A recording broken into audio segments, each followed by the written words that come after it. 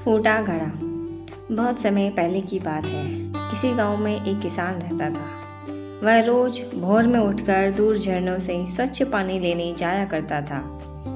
इस काम के लिए वह अपने साथ 2 बड़े घड़े ले जाता था, जिन्हें वो डंडों में बांधकर अपने कंधे पर दोनों ओर लटका देता था।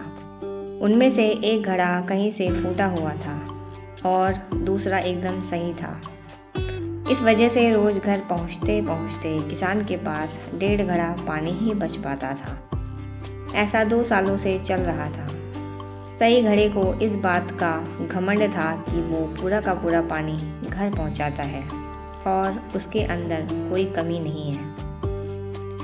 वहीं दूसरी तरफ फूटा घड़ा इस बात से शर्मिंदा रहता था कि वो आधा पानी ही घर पहुंचा पाता है और किसान की मेहनत बेकार चली जाती है।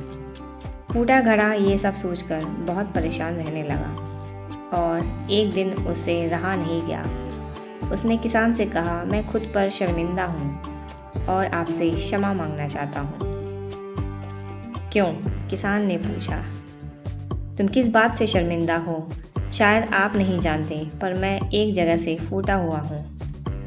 पिछले 2 सालों से मुझे जितना पानी घर पहुँचाना चाहिए था, बस उसका आधा ही पहुँचा पाया हूँ। मेरे अंदर ये बहुत बड़ी कमी है और इस वजह से आपकी मेहनत बर्बाद होती रही है। फूटे घड़े ने दुखी होते हुए कहा।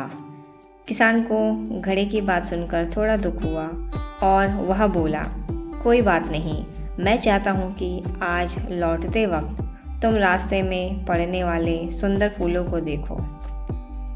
घड़े ने वैसा ही किया। वह रास्ते भर सुंदर फूलों को देखता आया। ऐसा करने से उसकी उदासी कुछ दूर हुई, पर घर पहुंचते पहुंचते फिर उसके अंदर से आधा पानी गिर चुका था। वो मायूस हो गया था और किसान से क्षमा मांगने लगा। किसान बोला, शायद तुमने ध्यान नहीं दिया। पूरे रास्ते में जितने भी फूल थे वो बस तुम्हारी तरफ ही थे। सही घड़े की तरफ एक भी फूल नहीं था।